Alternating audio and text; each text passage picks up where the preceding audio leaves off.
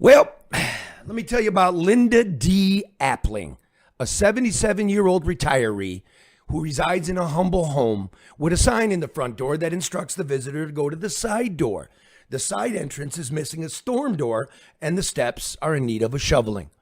Miss Appling lives with a young man who can't manage to get his car started this cold morning because the battery is old and a new battery is beyond his means. Despite these lean circumstances, Miss Appling, 77, is something of a Democratic super donor, Jason. According to state and federal campaign filings,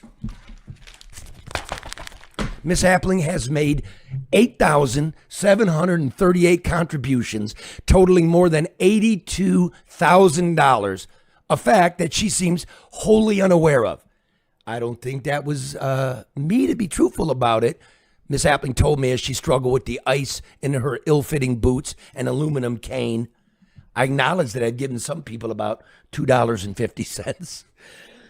According to these filings, she has also contributed to the gubernatorial campaign of Jocelyn Benson, the current Michigan Secretary of State, even though Miss Appling hasn't made up her mind about governor.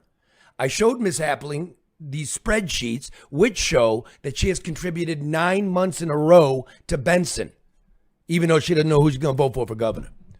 The January pledge being $7 and the subsequent 8 donations this year of $2.50, all paid on the last day of the month. Now, Benson crows that Miss Appling is among the 32,000 small donors who have contributed less than $100, allowing her to raise nearly $5 million in her bid for governor. Benson calls it a grassroots swell, but it appears to be something more nefarious to me, something like campaign finance fraud wildfire. That's what it seems like to me. A random sample of these so-called small donors who have contributed to Benson's campaigns were examined by Bob Cushman, a retired pilot and current citizen journalist. Since November of 2022, Benson has raised $5.5 million, with nearly half of that money coming from out-of-state donors, according to Cushman's research. Nearly all of those contributions were $10 or less. There's 85-year-old Frank from Maryland kicking in $100 at $6 a pop.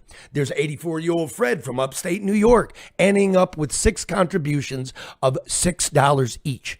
How about 82-year-old Marcella of Surprise, Arizona? It's no surprise Marcella is all in for Jocelyn Benson with 20 donations at $1 apiece. Now, how is this remotely possible? Act Blue. Act Blue is an online fundraising site specifically to raise money for Democrats. People can contribute to candidates through Act Blue or may contribute directly to Act Blue, which in turn donates to Democratic candidates and causes. Act Blue has raised $16 billion since its founding in 2004. But Act Blue is ensnared in multiple federal investigations alleging that it has stolen the identities of small donors, usually senior citizens like Miss Appling, and is using their names to launder larger donations that exceed legal limits. By breaking the large donations into multiple smaller contributions, the amount and the origin of the money is hidden. Several senior staff members from Act Blue abruptly resigned earlier this year following these fraud allegations. Little people like Miss Appling are called straw donors or Smurfs, and Benson, in her capacity as Secretary of State, is supposed to protect them, not use them. I'm getting sick to death, Jason Roe, like the political hitman of the Midwest. I'm getting tired of old people getting abused, whether it be the nursing homes or their identities. Any thoughts? Well, my jaw was on the floor listening to you narrate a lot of this, because those of us that work in campaigns have known for years that this was happening. And you did more in that piece right there to explain what's going on than anything I've read by any mainstream publication in the country. And it is fraud. It is money laundering. We know that organizations tied to George Soros and another European donor that's been funneling billions of dollars into the left over the last decade have been doing this. And that's one of the reasons I think a lot of people were optimistic when Trump became president and would have the Department of Justice, and Republicans would have the oversight committees in the House and the Senate to look into what's going on here. And you're already seeing nationally, Republicans are outraising Democrats for the first time in about a decade. And I think one of the big reasons is they had been laundering money through Act Blue and inflating their resources with money that should have never been in the system. And like you said, foreign donors, which is completely illegal, right? Like I was just looking up the federal law, right? The campaign laws, U.S. code. All this stuff's been in place since 1974 when the Democrats ran Congress. So we know it's bad for foreigners to be able to contribute. Part of the Watergate reforms. Yes, indeed. Or Act Blue, nobody can make a campaign donation in your name. Right. You have to make it yourself. You can instruct Act Blue to do it. $82,000. That's insane. Nobody's noticing this. Yeah, that's amazing. No, we've been talking about this for a year. It took me a while to understand it. And it's complete manipulation of the American electoral system. Well, and this is, in the area we call hard money, which is the candidate money, because the candidates are treated differently in how they buy television ads and things like that. Soft money, which is unregulated, unlimited. It can be corporate money. There are no limitations on how much you give. These are what the PACs and super PACs. Yeah, so okay. Super PAC, they would have to disclose, but a 501c4, which does not have to disclose who their donors are. And that money can really walk right up to the line of what we call electioneering. So I could run an ad that says Charlie LeDuff's a son of a bitch and pay for it with the C4. But I can't say Charlie LeDuff's a son of a bitch, vote for his opponent. That's the difference between the soft money. Can't advocate for. So but it say all the same things right, and leave you with a pretty obvious conclusion at the end of an ad. So that's why a lot of these Smurfs, I'm looking in these spreadsheets, they're also donating to Act Blue. Mm-hmm. Because what you're saying is, I think, Act Blue itself is a consortium of soft money. It is. So Act Blue could quite possibly take money from overseas, wash it through the Smurfs into its own 501c4, super PAC, whatever, and then start not advocating directly for a candidate, but smearing their opponent. But also, they're using the straw donors in order to get hard dollars to candidates. So, so that you're both ways. Yes. Yeah. So that your audience understands, like when you buy a TV ad as a candidate, it is a fraction of what the market rate is. If a super PAC or one of these soft money groups buys an ad, it's the full freight of the market rate. So a candidate will typically spend about 40% of what the market rate is. So you can take a dollar a lot further when it's the candidate money versus the super PACs and dark money groups. That's fascinating. So how is this allowed to go on for 21 years? Well, unfortunately, it was reforms that created this. It started with McCain-Feingold, which took the whole soft money racket away from the political parties. So it used to be that the Republican National Committee and the National Republican Congressional Committee and the Democrat counterparts would raise soft money into the party committees. So it would be controlled by the Republican Party or the Democratic Party. McCain-Feingold said elected officials can no longer be involved in raising soft money, corporate money. All of that has to be taken out. So now those committees can only deal with the hard dollars that are harder to raise because of disclosures and because of limits.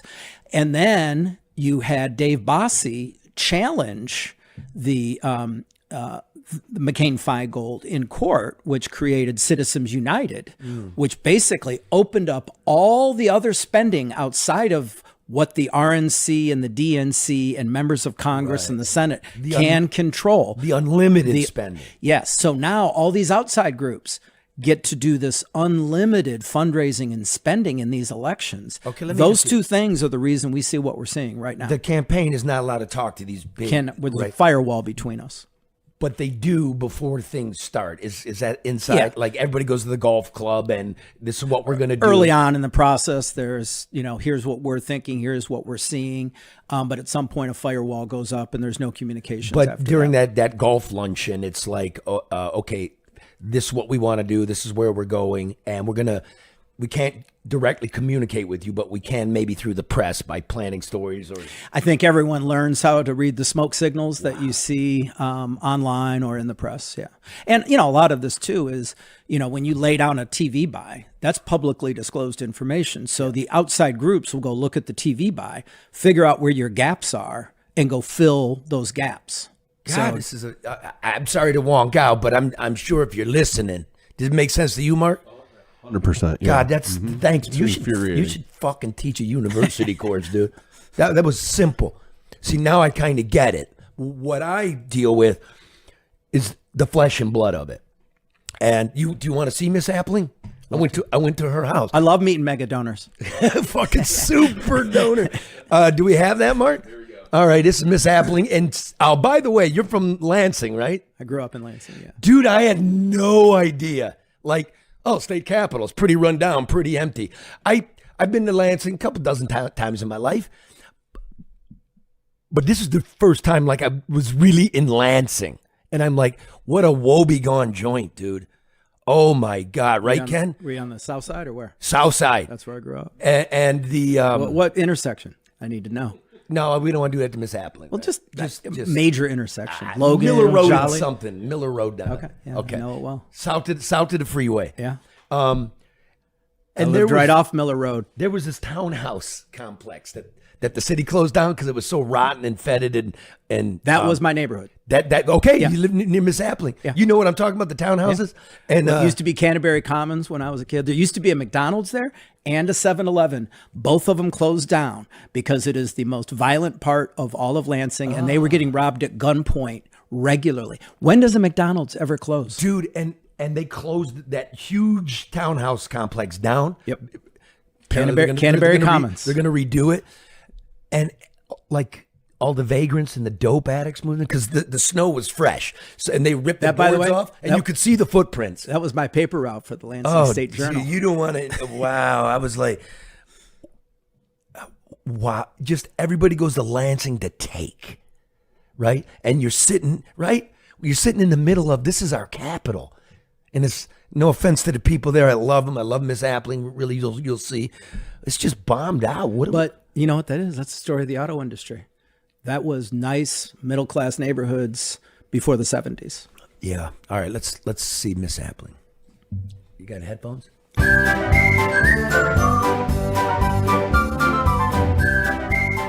We're checking to make sure your identity wasn't stolen. It says that you've donated $82,000 to political campaigns. Would that be? What political campaign? 10 times Benson for governor.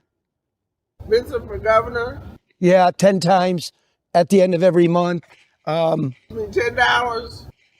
$2.50, $2.50, $2.50, $2.50. Well, I may have donated $2.50, but that would be about it. One time?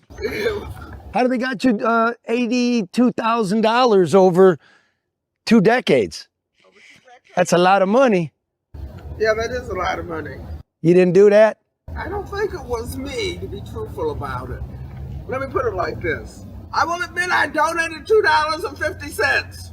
What about the other $82,000? The hell, the other $82,000. Do you know who Warnock? Do you know who that is? Yeah, that's that idiot down in my nephew lives down there. Georgia? Yeah. That idiot? Well, apparently you gave him $100 a couple years ago. It says like every day on the 16th, 17th, 19th, 20th. You mean every month? No, this is all just in 1 month in 2022. You gave him 5, 250, 250, 10, 25, 5. What I do is I may donate $5 or $10, but that's all of that. I'm donating $5 or $10. That's a striking amount of money, 83,000. Yeah, I had no idea. I think what they might be doing is taking your name and taking big pot of money and then using your name to spread it in to make it look legal when it probably isn't. Okay, who are you? My name's Charlie LeDuff of the Michigan Enjoyer. I'm a reporter. I've never heard of the Michigan Enjoyer. Oh, that's a beautiful day. Who do you like for governor? Well, now? Yeah. No idea. No idea just yet. I'm not. And yet we're donating every month to Benson. But like I say, I do $5 or $10. $5 or I don't do $10. that much, in terms of donating to them. Just a little here, a little there. Yeah. And I acknowledge I'm a progressive Democrat. More power to you. Are you sure I can't help you up there? I'm positive. Okay. Don't help me, please. Well, I'm a progressive Democrat. I just can't let ladies fall over. I can give a shit less what you are, but I am not about to kill myself. Okay. Thank you. Have a good one, Linda. Thank you. Live from downtown Detroit, it's the No Bullshit News Hour with my main man, Charlie LeDuff, and Karen Dumas. It's just breaking news. Double bullshit. Double bullshit. Okay, now I met with Robert yesterday. This is amazing. Public Adjusters Midwest. I now belong to him. Yeah. The insurance company has an adjuster, right? So why shouldn't you? You suffer fire and water damage on your home or cottage or commercial building. The insurance company sends their guy, gives it the once over, and tells you what you're going to get. But who's representing you? I never thought of it. I remember my roof, storm, leak, guy, I'll give you $2,000. I'm like, want to look like a guy? I get $2,000 for it. You can't find a guy that does plaster for $2,000. I got fucked. Yeah. Okay. So Public Adjusters Midwest, that's who you're going to call. He gave me a card yesterday. It's metal. First metal card I've ever gotten. I went to my wife. I said, go put this with the insurance papers. Hopefully we'll never need it, but it's there. You know why it's metal, right? Why? Can't be destroyed by water or fire. Right. On Thanksgiving, I was at my brother-in-law's in Oxford. His basement flooded. He hired one of these guys. Yeah. He said it was amazing. They took care of everything. And they get you more money. Yep. Because you're sitting there like a dope. The insurance was going to come in at pennies on the Got dollar, it. and this guy went in there and took care of business. Boom. I'm like, this is genius. You know what I mean? Okay. They're like your insurance lawyer for fire and water claims. Don't worry about the car. They're not doing cars. On residential and commercial properties. Here's how it works. They handle the entire claims process, repping your interest. They get you more money, and they can provide a contractor, look at this part, who'll do the work at a 10% discount. So if they get 10% of the over that they're going to get you, you end up actually paying zero, okay? Okay, now it's like they're your lawyer, right? So when you call the insurance company, don't say shit, right? Take the fifth. Don't ruin your claim. Better yet, they'll call for you. They'll call That's for the you. best Call part. Pam first. You got it. Not Sam. Call Pam first. On the worst day of your life, it's best to call Pam. If you're in the middle of a claim right now, Pam guarantees to get you more than the insurance company has offered. Look, it doesn't hurt to talk to them and get an opinion. That's free. They'll do all the work and get you more money. And again, hopefully you never need to call them. But I'm telling you, write this down. I'll do it at the end of the show. Remind me, Mark. End of the show. Write it down on your insurance policy, just so you know. It's Pam, Public Adjusters Midwest. The website is callpamfirst.com, CALLPAMFIRST, callpamfirst.com. Or, here it goes, 855-975-2020. And you know me.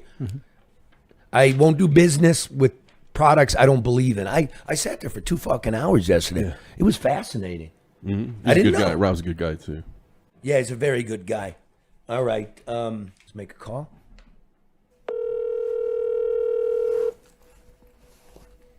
Hello, American Coney Island. How may I help you? Yeah, I'd like to book a party. Okay, could you hold one moment, please? Sure thing. Hey, Grace, somebody wanted to book a party. Hello? Yeah, hi, I'm from Coney Island, Brooklyn, actually, and I'm going to be in Detroit, Yeah. and I'd like to book a party. Okay. Do you take bookings for the For what? party? For this Can month. do that for you. Okay, you can book the party. Is it wheelchair accessible? And how often do you clean it? Yes. Okay, so how much for the party? Hello? How many people? How many people are in your party? Oh, no, just one person in the party at a time. Yeah. So Okay. I'm online here. I'm looking at your menu. What's in a special? First of all, you guys are assholes because I already knew it was you. But I was just going to try to see how much more you were going to tell. Okay, well, listen. You wanna let everybody know about your Coney kits? Come on, sweetheart. I don't got all day. It's called dead air. Do you guys, don't you have like some work to do? Like, don't you have news to tell and inform people on? Yes, we want to let everybody know about the Coney kit. So why don't you let everybody know about the Coney kit? Yeah, we ship out every Monday. Order your Coney kit, get it shipped right to your front door. Okay, and where do they do that? AmericanConeyIsland.com or something? AmericanConeyIsland.com. Go through Goldbelly. Okay, you go through Goldbelly. What's in a Coney kit? Hot dogs, chili, one big onion, buns, and a hat like the guys wear downtown. Excellent. And what's in a special? All right, gotta go. Thank you. Okay, so long.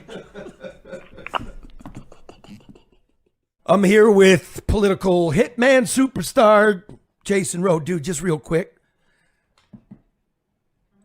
The red states are bragging. Everybody's leaving the blue states and moving into the red states. So long, New York. So long, California. I'm going to Florida and Texas and Tennessee. Well, you know who else is moving in? It's that crazy libtard left. Man, and we were talking about the crazy, almost fascistic right. Like, don't steal Catholicism from me and lecture me about Jesus. It's all a put on, you know, on the right. On the left, now you've got that congressional special election in Tennessee, you know, where she hates country music and it's all the trans stuff. It's like they're moving there. I can't even believe it was that close. Shouldn't have been. Now, Trump won the district by 22. The Republican Van Epps won it by 8.5. And it should have been a foregone conclusion. We shouldn't have had to spend any money. She was on tape saying she hates Nashville, the suburbs that she's running to represent, that she hates country music, that she hates bachelorette parties. She went down a list of things. And when challenged, even by MS Now, the new version of MSNBC, and CNN, who, to their credit, actually said, you said these things, how do you respond? She doubled down. She didn't walk away from anything that she said. And it was that close. And it was that close. So it's becoming, what is Nashville County? What is that? Is it Nashville County? I think it's Knox County, isn't it? Knox County. It's becoming Oakland County now? Yeah. Wow. Yeah, absolutely. But you look at Austin in Texas. You know, that city has quadrupled over the last 20 years. And it's all people coming from California. And it's turned that into one of the most liberal cities in America and one of the reddest states in America. They run away for what reason and then come and export their values to the places to turn those places into the shitbag California they left. Where's the middle, man? You know, where's the middle? Wyoming. Can't afford it anymore, man. All the fuckers from California move there. I don't know. Okay, but here's why I was just thinking about it. That Smurf piece, you can find that at the Michigan Enjoyer, enjoyer.com. Go to enjoyer.com. And this needs to go viral. People need to understand what has been happening, and this has been happening a long time. In the nice, simple way that we did it with all the receipts, right? All the spreadsheets. Here's the video. It's true. And I was thinking, enjoyer.com and subscribe, right? And then you'll get the up. That's a nice little motherfucker we're creating over there. Don't you think, Ken? Yes. Like, it's free. It's still 100% free. All of it. All the content. Good original content. It is. And it's the fastest growing news site in Michigan. It's the 5th largest now. And it's the only place I actually really need to go except for sports. You know what I mean? But like, they do a pretty good job of high school sports, though. They covered the high school football championships. You noticed that, didn't you? Yes, I did. Because we figured that's an underserved part that we would otherwise never know. You know, some of these divisions and schools from around the state were even participating. That's one of the nice things about the Enjoyer. Exactly. And what I wanted to do was pump it up a little bit because, okay, Detroit News, Detroit Free Press, the states. The two biggest cities in Wayne County, the biggest county in Michigan, is Detroit and Livonia. And they're just not. Do they even border each other? Do they? They do, right? Yeah. At what road? Inkster? I don't know. Yeah. No. There's like a 2-mile buffer, maybe. Like I thought they bordered each Dearborn other. in there. We looked at, but anyway, if you look at the politics of this region, like Wayne County, it's Detroit, the largest black city, and Livonia, which was once the whitest city. That's the makeup up here. You're right. Does not directly border it. I didn't think so. Redford Township. Redford Township. Yes. And How could I we think forget Dearborn to the Redford? south, maybe? I don't know. Getting into like geography. But nobody covers it. Nobody's covering like Livonia or the affluent western suburbs, Novi and Northville, right? Livingston County. But the enjoyer is. And what's Jay's last name? Murray, right? Mm-hmm. We call him DeLorean. Mm-hmm. He's a private eye, and he's covering that shit. And it's dynamite. And you know, Apes of Wall Street on Twitter? Mm-hmm. That guy picked up his story about Livonia. Yeah, I saw that. I right? saw it on Apes, yeah.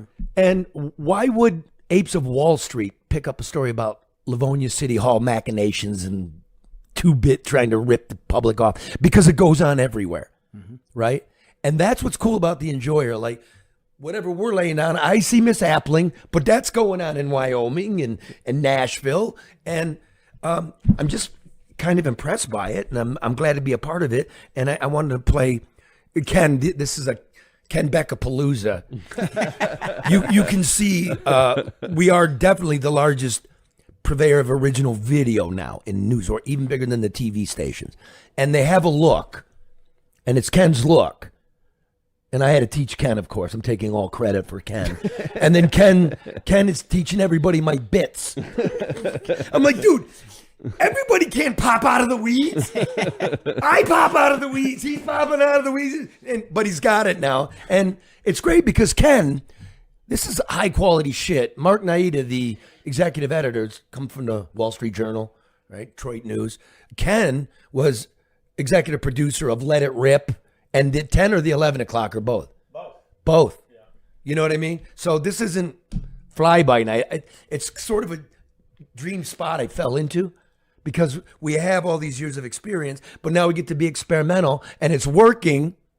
And now we get to reinvent the medium using the old values, doing the work, right? So this is Jay Murray, Livonia City Hall. Should we watch it or should we set it up? Let me set it up real quick. Basically, a Republican city council person who's had a lifetime in politics decided to opt out in the 80s from the defined contribution plan, so she didn't pay into it. Now that she's retiring, trying to set up a little scheme where she gets a $25,000 payout and health benefits in retirement. Oh, come on. It's skeezy. It's Very. It's freaking skeezy.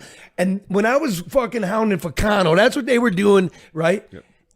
At the county commission, double retirement packages. Like, you worked here 4 fucking years. Yes, well, I bought out my last year. You paid for a year's work. So you're 40 years old, motherfucker. So you get 40 years of a pension? These are not supposed to be investment vehicles. Oh my God, dude. We're so broke. Poor Lansing. And this is your leadership. She's a Republican, this one. Welcome to Livonia City Hall, where transparency is optional and surprise payments are the hottest trend. We started asking about an ordinance that would have quietly funneled tens of thousands of dollars in taxpayer money to retiring council member Laura Toy. But it's getting yeeted off the council agenda like incriminating browser history. The ordinance would have reinstated a pension benefit she personally opted out of in 1987. You know, when people were still buying cassette tapes. Bold move. I'd like to retroactively opt into Bitcoin in 2010. We're told this thing was rushed, sloppy, and being hustled through City Hall like contraband at a middle school sleepover. Nothing says public service like speed running your own severance. So we at The Enjoyer ask a simple question. What's this mysterious bag of cash for a retiring politician? The council panicked. No debate, no explanation. And they're trying to pull it from the agenda like they got caught sending money to the Cayman Islands. No defense, no delay. They're trying to Thanos snap it. That's not transparency. That's witness protection for legislation. That's it. Apparently no ordinance, no retroactive payday. The taxpayers were saved simply because The Enjoyer asked questions. Wild idea. Maybe we should talk about the potholes next. So congratulations, motherfuckers. The Michigan Enjoyer just saved you a nice stack of cash. Again. That's great. That's Ken. Well done. Ken's like, say this now. Stand by the pothole. Are you doing that, Ken? He is. He's totally directed the shit. But it's good. Yeah. And, he people at the Enjoyer are like, Jay, man, you don't have to do it with your hands. So you told him to stick them in his pocket. But again, local news lives, and it's of national import. It's cool. Mm-hmm. It's good work. Let me bring you another one after I tell you about Made in Detroit. Look at that. Come on, look at that, Jason. Look at Beautiful, that. beautiful. Very manly. BS News Detroit. Very manly. Made in Detroit, right there. Go to madeindetroit.com. It's just for the holidays, right? So get your collector's item. Great stocking stuffer. Yeah, I think it is. They're quite cool. I'm gonna give you one. No, I'm not gonna give you one. Just go fucking buy one. Madeindetroit.com. And then when you get there, you're gonna see all the cool swag they have. Yeah. Like you'll like it. They got the nice. I know their swag. Track suits and the jack. Look right there. Look at that jack. I got that middle one right there. I've actually got all three of those. It looks like you. Yeah, it's cool stuff. In Detroit, by Detroit, of Detroit. Great holiday. Look at that. Rosie the Riveter. They got one with Big Boy. Look at that. It's really good and great stuff. So madeindetroit.com. And by the way, every dollar from this is going to go to us helping some undisclosed young person. That's what we're doing with that money. So those of you that call me and say you'd like one of the old Fix the Shit shirts, we'll worry about that in the new year. Go get one of these. Mm-hmm. Yeah. Did you get one yet, Mark? No, not yet. I'm one of those late Christmas shoppers. It's good. So I'll buy it before Christmas, but it'll be shipped around my birthday in January. So it'll be a birthday Christmas present. It was good to see your brother at the game. Yeah. He's a cool dude. Way cooler than me. Yeah. By a mile. Yeah. By a mile. No, I'll admit it. You're kind of glub. He's kind of fun. And then his son speaking with that Dixie. I know. I was like, you got to get that boy out of the South. He talking like this. I've never, I was around, his buddy was with him too, and they both unironically used the word reckon. I'm like, oh, that's right. That's a word you guys use down there. I reckon. I reckon. I'm fixing. Yeah. They're what, 19? Yeah. You're drinking freshman. beer. My daughter's 19. And I go talk to the people your age. You fuck it. Talk to people your age. She goes, they're drinking beer. And I go, you want a wine? And she goes, can I? Yeah. I go, I see nothing. That was a good time. Where are these boys from? Virginia? Southwestern Virginia. Virginia? Yeah, right near the border. Mm-hmm. Down there in Clan Country. Yeah, that is Clan Country, too. That's Crackerville, yeah.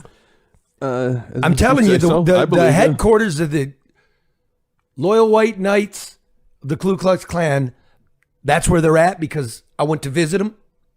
They have a hotline. Yes, the Klan has a hotline. And I called them up, and they were going to have a rally in South Carolina, and I'm like, I'd like to carpool with the Grand Wizard. Was this from the Americans? Yeah. I remember seeing that. Yeah. When I offered him a cracker. He goes, I go, cracker? He goes, oh, I see. And then KK Calvin sitting in the back with me. KK Calvin. KK Calvin. I got the crackers. He goes, ain't no shame in my game. I'll take one. Yeah, that's right. That's a great piece. Yeah, but we're from the North. Made in Detroit.com. There's a picture of Charlie at the game there. Okay. You made that hat, too. I love that. Yeah. Great game. Great picture, you guys. People took a lot of pictures of that. See, that's a bear, but I just told her to tell people it's a Wolverine. Yeah, It's a bear hat. It works. Yeah, it was fun. It's a good time. Look at that. That's my cheerleading sweater she's wearing. Mm-hmm. It was fun. I had a great time. Okay, here's another one from the Enjoyer. This one is from James Dixon. This motherfucker's cutthroat. Yeah, he is. Yeah, he doesn't take no prisoners, does he? Right? He's become a high-thinking personality, right? Oh, yeah. But you know what you're getting there. Yep. And for those of you listening, go to enjoyer.com or Enjoyer on Instagram or YouTube. Is it on YouTube? Yeah. Or Facebook, or, and watch these if you're downloading and listening. Because the opening here is James going up an escalator and down an escalator. And talking to himself. He's talking to himself. It's awesome. Ken, excellent, bro. All right. We know that the feds have your social security number. They're the ones who issue social security numbers. Looking good. Back at you. We know that Jocelyn Benson, our Secretary of State, has shared Michigan voter data with nonprofits like Eric and Rock the Vote. Kill Whitey!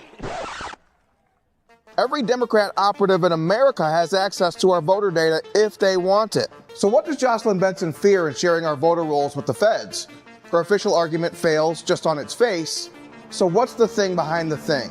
Ruth Johnson beat Jocelyn Benson in the 2010 race for Secretary of State. Now a state senator, Johnson has sounded the alarm about election insecurity in Michigan. Johnson points to the Help America Vote verification system. Last year, 100,000 people registered to vote in Michigan. 36% of them, 36,000 souls, had invalid 4-digit social security numbers, and they were allowed to register anyway. Michigan has 500,000 more voters registered than we have voting age adults. How many of those are non-citizens who do not have social security numbers? Jocelyn Benson isn't protecting your social security number.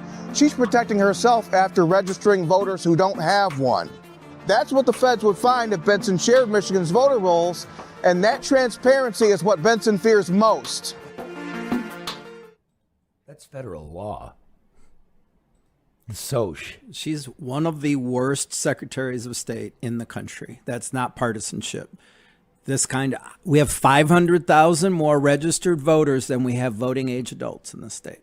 The courts have ruled against her multiple times for violating the law and her conduct as Secretary of State administering elections.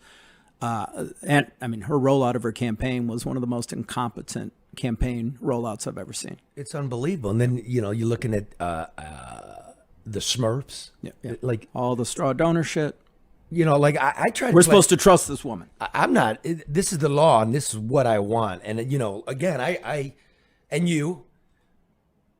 there was a mudslide on us in 2020, right? When I worked the absentee ballots in TCF and told you they didn't smuggle in 150,000 ballots. You know how that came to be, actually? Trump lost by about 150,000 to Biden. And in the early morning, the results as they're coming into TV and stuff, those are unofficial. And those are they're put in by hand into the computer because the real tally cannot be online. The real voter tally cannot be online, so it can't be hacked, right? So basically, the clerk is looking at the internal tally and then coming over here and sending an email to everybody. This was Shiawassee County, Republican. And instead of 15,300, the clerk, a Republican, mistakenly put in 153,000. She added a zero by mistake to the unofficial. 20 minutes later, fixed it.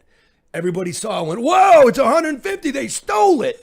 Okay, when the Republican clerk said, my bad, that this is the explanation, somehow it's now Detroit's fraud, right? And for no reason whatsoever, they just did it. And I'm like, I was fucking standing there having a cigarette when the last ballots came in.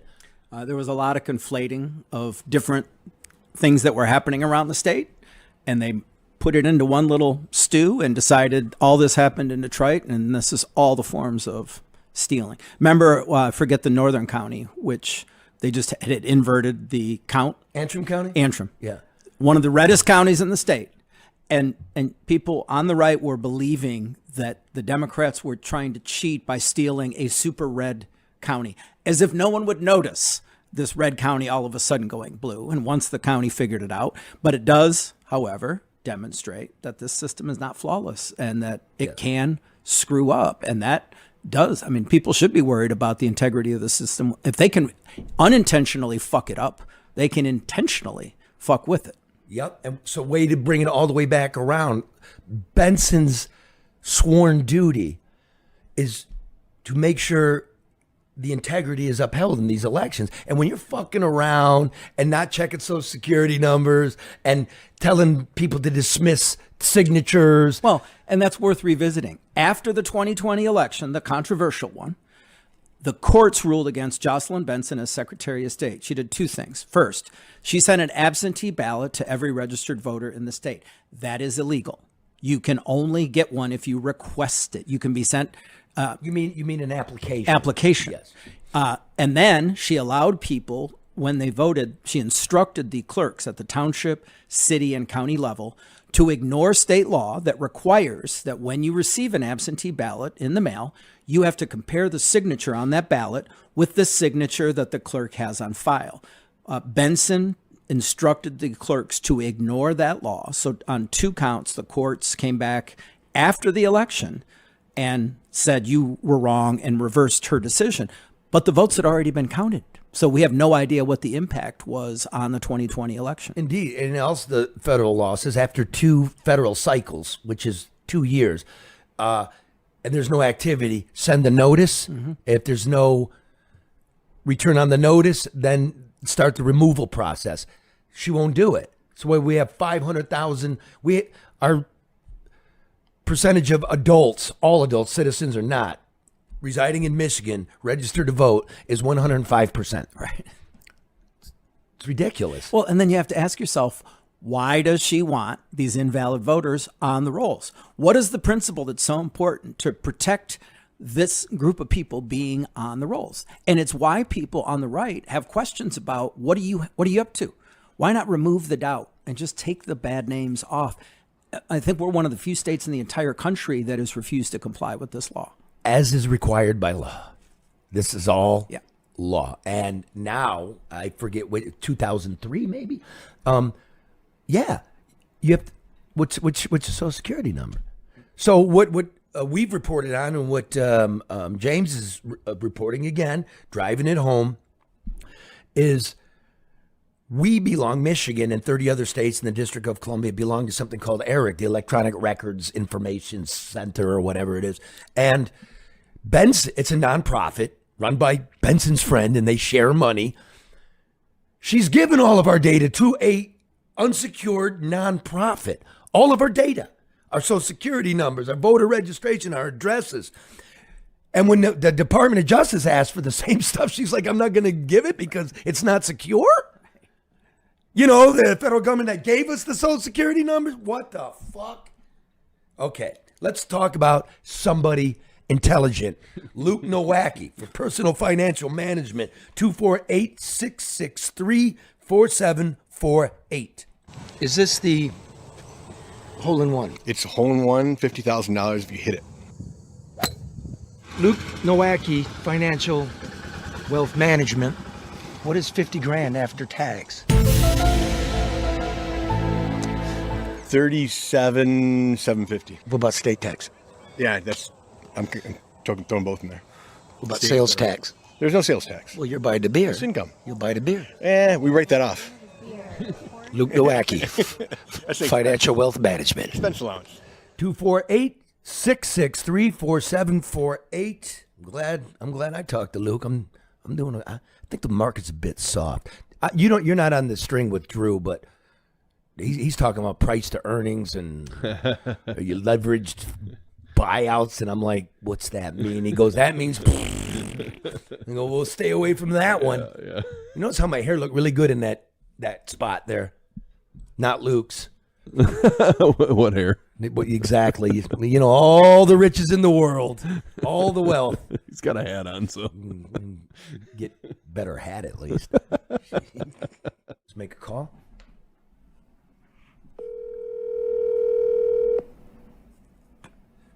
Ferndale. Yeah, how's you doing? Is this Foothills Radiators? Right. Oh yeah, listen. I'm calling from Brooklyn here. I got a leaking radiator, and I need to get it out and get it to you. Can you come take it out?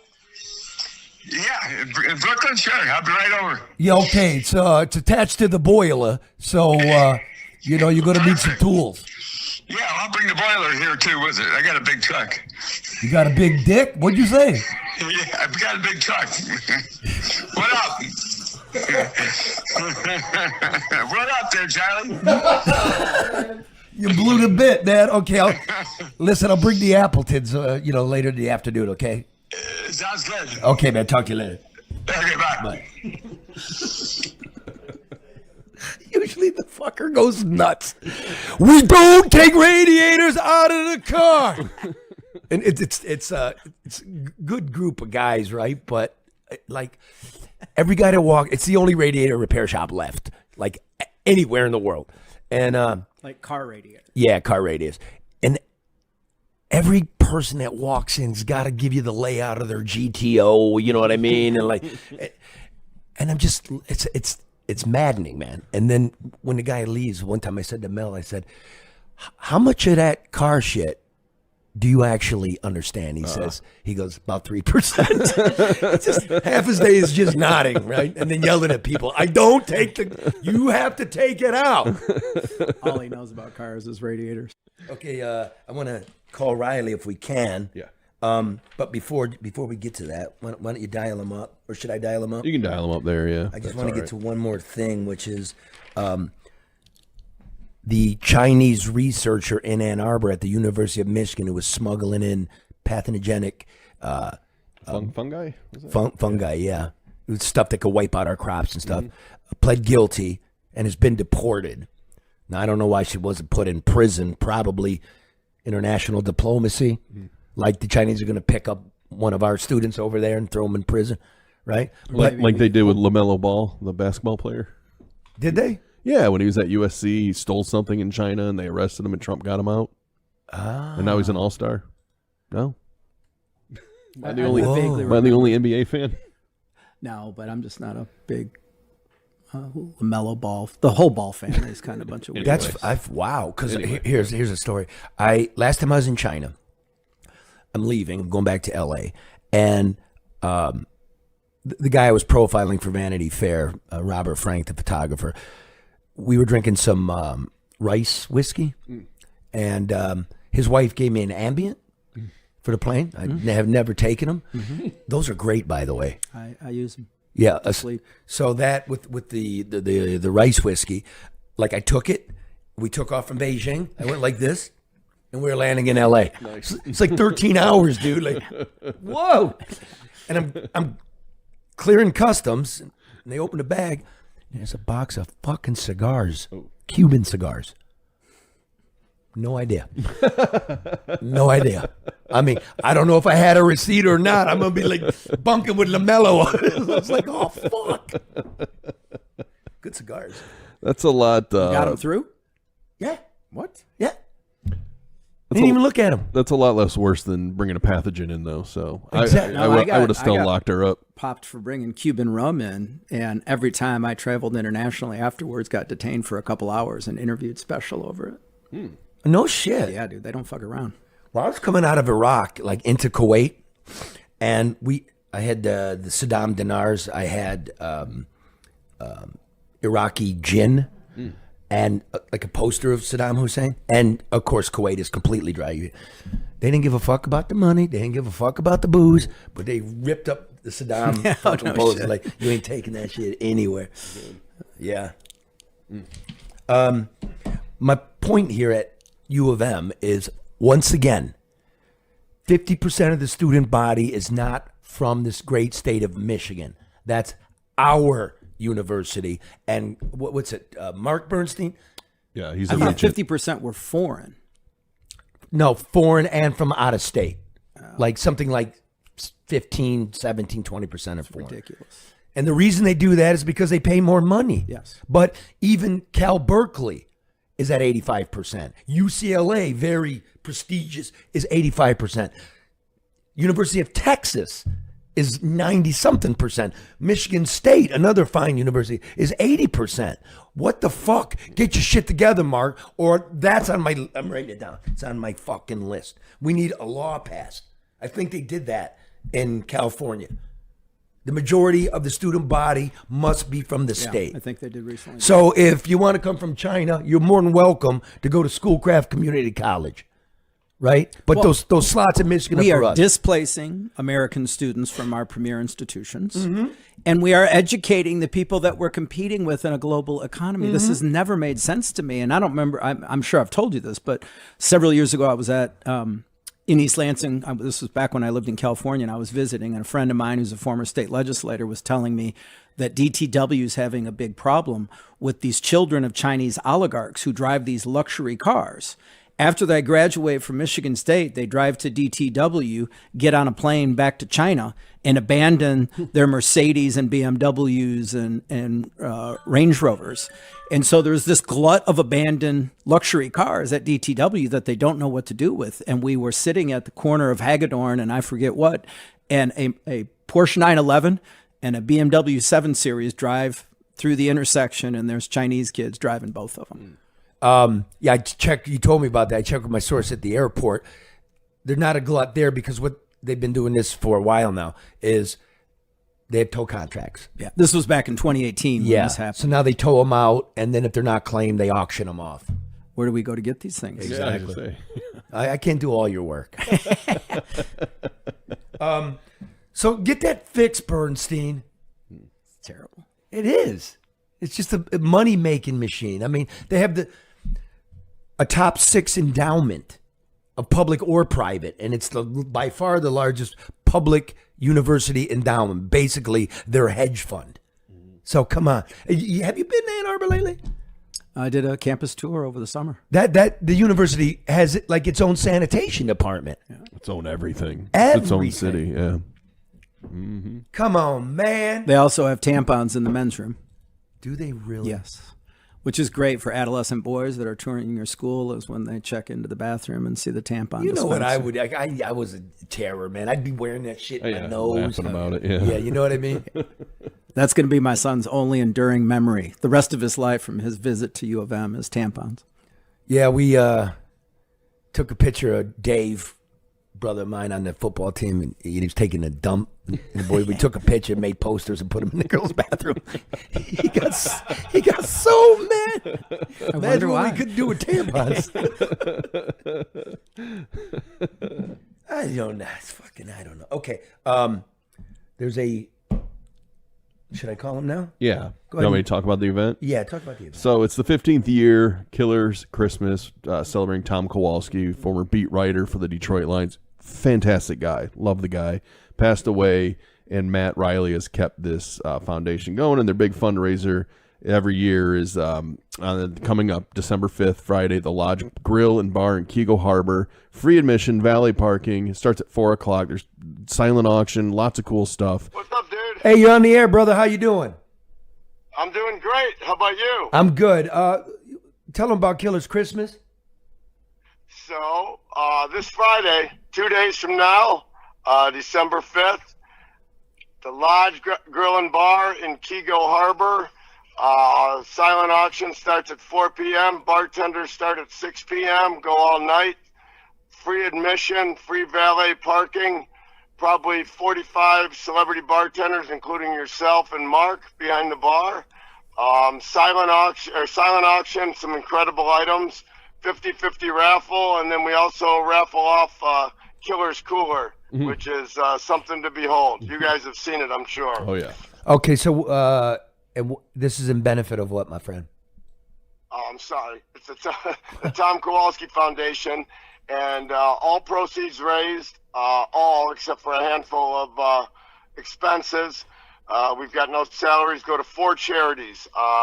Team Joseph, which is Duchenne muscular dystrophy, which Killer and I started working on together about 17 years ago. We have a Fueling Kids Futures, which is West Bloomfield Schools, where they pack meals for the kids to go home, those who go without.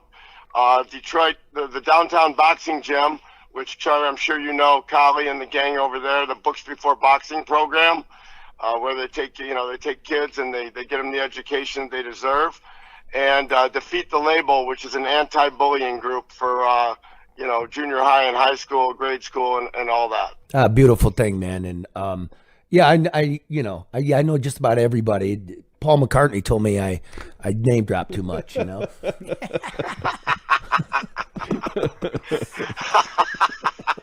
You're worse than I am, Charlie. Okay, man. I will be tending bar at what, 10 o'clock? 10 o'clock. You got a stellar shift. I always call your shift the heavyweights. And when I say the heavyweights, it's not size. It's they're strong. They're strong in celebrity. They're strong in bartending skills, all except for Wojo. And Wojo's the heavyweight when it comes to one for you and one for me. But we got Stoney, Wojo, yourself, Will Birchfield, and Craig Monroe are on that shift. I was hoping TJ Lang would be on it. The guy's a fucking hoot. Yeah, but you know this. So TJ is on, I think, 7 to 8. I will guarantee you almost everything we've raised that TJ will still be back there when you get behind the bar. He doesn't. Yeah, but and he's like a mountain to move around, but TJ's awesome. yeah, the whole thing is it's a great charity, man, and I'll see you Friday, okay? I can't wait. It's gonna be a good one, man. We're well on our way. We're trying to raise $150,000. We're about 2/3 of the way there. We still got the night. And anybody wants to make a donation, we'd love it. You can go online to killercares.org and hit the donate bar. Okay, man. See you Friday, brother. All right, man. Can't wait. All right, talk to you. Bye. It's a fun night. It's a wild night. Yeah, definitely get yourself an Uber. Yeah. Oh, yeah. Yep. Yeah, because there's not a lot of taxi cabs. There's no taxi cabs, period. Pico, no. You know who I'm going to invite? Who? Mr. Positive. Yeah. For the uplift. You know Mr. Positive? I don't know. Oh, I think I'm going to come out there, though. Yeah. Oh, it's just great, dude. Mr. Positive has made his bones calling into television and radio programs. I know who he is. He's now nationwide. You put him there. Chris Como, Stephen A. Smith. I put him there. I created the man. This has been 20 years of hard work on his part. Do not diminish do not be negative on the positive. Exactly. Yeah. There he is, Mr. Positive of Detroit radio. And yet with no show. All the shows are his show. All the shows there you are go. Mr. Positive show. So let's it's a very quick message let's from him. take you out with 10 seconds of positivity. And we'll see you next Tuesday. Oh, that one's coming. I got so much I want to tell you. I can't. But the holy shitstorm's coming, I promise you. Yeah, it is. Okay, but let's be positive. This is the electrifying Mr. Positive. Warriors. Dreaming is believing that what you're dreaming is possible. Hit me. He's a good guy. I think he lives with his mom. That looks like that's an awfully nice tree. This is the electrifying Mr. That is a nice tree, yeah. Roll it again. All right, hang on. This is the electrifying Mr. Positive. Warriors. Dreaming is believing that what you're dreaming is possible. Hit me. I loved him cribbing the electrifying mojo. Yeah, there you go. Yep. Well done. Good point. Yeah. From WHYT I remember back in the Electrifying day. Mojo, yeah. Mm-hmm. I still got some cassette tapes. I used to drive to Brighton and tape them in the parking lot. Mix tapes. I do, dude. I got some great. Him and the Wizard.